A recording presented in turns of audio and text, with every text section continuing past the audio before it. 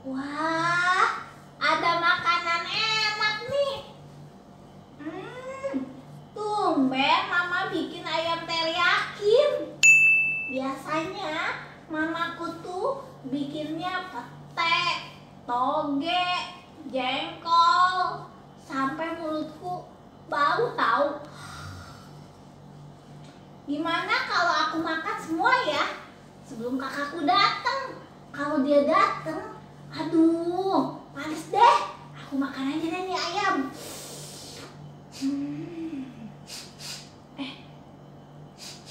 Siapa tuh yang mendus-mendus? Kakak. Adek, pantas aja dari tadi kakak cium ada bau-bau enak. Ternyata ada ayam teriyaki kesukaan kita. Yeay. Iya tuh kak, tumben si mama masak ayam teriyaki. Tunggu. Kamu bilang apa tadi? Ayam teriyaki. Ayam teriyaki tahu, nggak pakai N. Teriyaki. Kayak kamu dong. Apaan tuh? Teriyakin berisik. Ih, apa sih kakak? Aku tuh yakin, seyakin-yakinnya namanya ayam teriyaki. Ya udah deh, terserah kamu. Tapi ngomong-ngomong, itu tinggal 2, kamu yang makan ya? Enak aja. Tadi aku tuh lihat itu cuma 2 tahu. Nggak mungkin, kamu kan suka ngabisin makanan, tinggal 2 ya? Ih kakak, nuduh-nuduh aja. Oh, awas aja kalau misalnya kakak tahu kamu udah makan lebih banyak lagi. Pokoknya ini ayam harus dibagi 2 rata. Iya, beres, sengaja. Ini kan ayamnya ada 2 nih, berarti ada 1, kakak 1 ya. Siap. Bener ya, janji ya. Iya, bener. Aku masa sih bohong. Udah, kakak mau ke toilet dulu, mules nih. Biar nanti selesai mules, kakak bisa makan enak. Ih, kakak kebanyakan makan jengkol nih, makanya mules. Daripada kamu bau. Adek, udah kakak mau ke toilet dulu ya. Dah. Ih, kentut lagi bau. Teman-teman, gimana ya kalau aku langsung makan nih ayam teriyaki? Aku ngide. Gimana kalau aku bilang aja mama itu datang, terus pas kakak datang aku bilang, ih tadi nggak tahu deh si mama tiba-tiba datang makan ayam teriyaki. Gimana? Kayaknya ide bagus deh. Aha! Aku makan ah. Aduh, enak. Pokoknya nih, kalau mama udah bikin ayam teriyaki, pokoknya enak banget. Aku sampai kenyang. Lihat nih, sampai tetes terakhir aku jilatin. Loh, adek, kok ayam teriyakinya habis? Adek, habisin ya. Adek ingkar janji. Enggak kakak, bukan adek. Terus ini kenapa ayam teriyakinya habis? Itu loh kakak, tadi mama datang ke sini terus mama makan ayam teriyakinya. Abisnya kakak lama banget bokernya. Enggak, adek bohong. Orang mama mules di toilet sebelah. Bener Kamu kok. bohong. Enggak.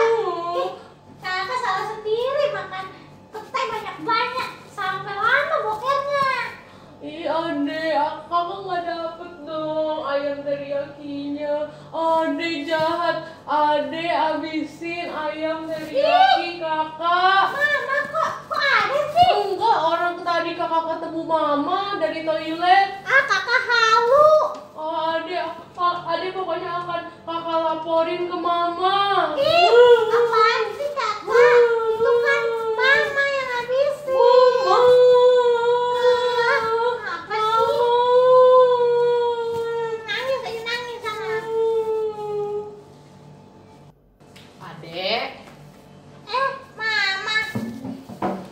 Kenapa sih? Tadi kok kalian kayaknya berantem. Ade sama kakak berantem ya? Nggak berantem sih. Itu aja kakak baper. Baper kenapa? Tadi kan kakak itu pengen ayam teriyakin mama. Terus? Terus ayam teriyakinnya dimakan sama kucing. Soalnya kakak lama bokernya. Dimakan kucing apa dimakan Ade? Dimakan kucing. Mana ada kucing? Itu Mana? kucing adek Miau. Apa sih kamu? Gak mungkin lah kucing kesini.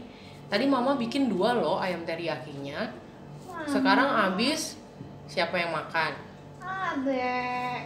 Tuh kan Ade. Mama tuh bikin 2 ayam teriyaki, 1 buat Ade, 1 lagi buat kakak. Terus sekarang kalau udah habis gini kakak makan apa dong? Itu kan masih ada sayur mah. Iya kan sayur kan buat dimakan berdua juga. Kakak nggak makan daging dong. Gimana dong mah? Ade harus minta maaf loh sama kakak. Kakak nggak dapet nih ayam teriyakinya. Beneran minta maaf. Iya, pertama Ade harus minta maaf.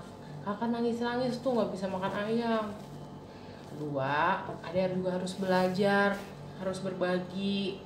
Kalau ada makanan di meja makan, mau yang Ade suka atau yang Ade gak suka, semua harus berbagi. Iya deh mama. Ya, nih mama jadi keingetan deh ada cerita tuh di Alkitab. Kamu pernah nggak dengar cerita tentang janda di Sarfat? Apaan tuh janda mah? Ya, mama cerita ya, tapi kamu ke kamar kakak dulu minta maaf. Ya udah deh. Dah mama. Ya, Aku janji nggak bohong juga. iya. Ini adalah seorang nabi Tuhan, namanya Bapak Elia. Bapak Elia sedang kehausan dan juga kelaparan. Karena pada saat itu sedang musim kering dan di tempat ia tinggal, di sungai Kerit, airnya sudah kering. Akhirnya Tuhan menyuruh Bapak Elia untuk pergi ke tempat yang namanya Sarfat. Kata Tuhan, di Sarfat akan ada seorang ibu yang memberikannya makan dan minum. Ibu itu adalah seorang janda adik-adik. Janda itu artinya ia sudah tidak lagi punya suami. Ia hanya tinggal bersama dengan seorang anaknya saja. Bapak Elia berjalan menuju kota Sarfat dan benar saja Bapak Elia bertemu dengan seorang janda. Ketika itu, ia sedang mengumpulkan kayu bakar untuk memasak. "Bolehkah engkau memberi aku minum?" Bapak Elia bertanya kepada janda itu. Melihat Bapak Elia yang kehausan, janda itu memutuskan untuk kembali ke rumah untuk mengambil air. Tapi Bapak Elia memanggilnya lagi. "Oh ya, bolehkah engkau juga memberikan aku sepotong roti?" Ketika Bapak Elia meminta juga sepotong roti, ia bingung. Aduh, bagaimana ya? Ia mengatakan kepada Bapak Elia, "Aku tidak punya roti. Aku hanya punya sedikit tepung dan sedikit minyak. Dan sepertinya setelah tepung dan minyak itu dimasak, aku dan anakku sudah tidak tahu lagi akan makan apa besok." Tapi kemudian Bapak Elia berkata kepada janda itu, "Jangan takut. Buatlah sepotong roti bundar untukku dari apa yang kamu punya sekarang. Lalu setelah itu buatlah juga untukmu dan juga untuk anakmu. Kata Tuhan, tepungmu tidak akan habis dan minyakmu juga tidak akan berkurang sampai musim kering ini selesai. Nah, janda ini ternyata ia melakukan dengan taat apa yang diminta oleh Bapak Elia. Ia mau berbagi. Meskipun ibu janda ini hanya punya sedikit minyak, juga sedikit tepung, tapi ia mau berbagi kepada Bapak Elia. Karena ia percaya, wah Tuhan pasti akan memberikan lagi. Janda ini kemudian membuatkan roti untuk Bapak Elia. Dan setelah ia kembali lagi ke dapurnya, ia melihat, wah ternyata minyaknya dan tepungnya masih ada untuk bisa dimasak lagi buat anaknya, juga buat dirinya. Bahkan minyak dan tepung itu tidak habis, sudah berhari-hari, tetapi ternyata betul yang dikatakan Tuhan. Minyak dan tepungnya tidak habis-habis. Wah, adik-adik, ibu janda itu sangat senang. Ternyata ketika dia taat, dia mau berbagi, ternyata Tuhan terus memberikan berkat. Ibu janda ini tetap bisa makan. Dari cerita ibu janda di Sarfat itu, kita belajar nih adik-adik. Yang pertama, Tuhan itu ingin loh kita itu berbagi. Meskipun yang kita punya mungkin gak banyak, tetapi kalau kita melihat ada orang yang perlu atau orang yang membutuhkan, kita harus mau berbagi. Kayak tadi tuh cerita di panggung boneka, di rumah ada lauk 2 buat kakak sama adik, kan semuanya harus makan.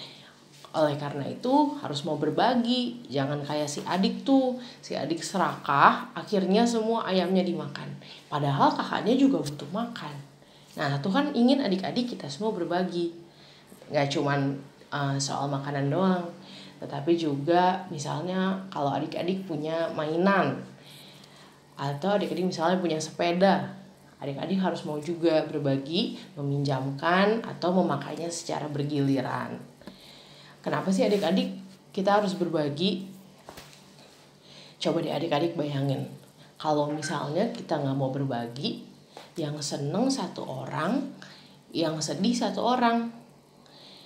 Kayak tadi pas si adik makan ayamnya semua, dia seneng, tapi kakaknya gak seneng, kakaknya sedih. Tapi adik-adik kalau kita mau berbagi, itu yang sedih 0, yang seneng semuanya seneng. Kayak tadi cerita janda di Sarfat, ketika dia mau berbagi, Bapak Elia jadi bisa makan, juga jadi bisa minum. Dan ibu janda juga ternyata dikasih berkat lebih sama Tuhan. Ternyata minyak di dalam buli-bulinya dan tepung di dalam tempayannya gak habis-habis. Wah, akhirnya ibu janda di Sarfat juga jadi senang juga deh. Sama kalau adik-adik di rumah juga, misalnya adik-adik mau berbagi, itu yang senang semuanya adik-adik. Daripada adik-adik senang sendirian, Tuhan ingin kita mau berbagi sukacita, berbagi kesenangan kita buat semuanya. Nah, Katia punya aktivitas nih adik-adik. Tadi kan kita dengar cerita tentang ibu janda di Sarfat. Ibu janda di Sarfat tadi punya minyak udah hampir habis, udah tinggal sedikit. Nih Katia punya buli-buli, tapi isinya nggak ada nih. Atau Katia kasih isinya deh sedikit.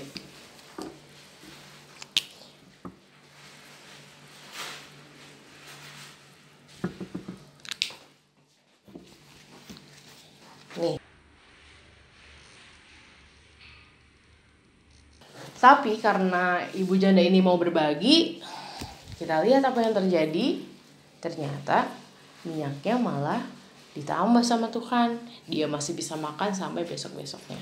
Coba kalau ibu janda itu gak mau berbagi adik-adik, mungkin minyaknya habis beneran hari itu. Nah sekarang Katia mau ajarin adik-adik gimana sih cara bikinnya. Kok bisa ya itu tadi dari kosong terus jadi ada isinya. Nah ini Katia mau ajarin nih adik-adik, bisa coba di rumah ya. Butuh apa aja sih?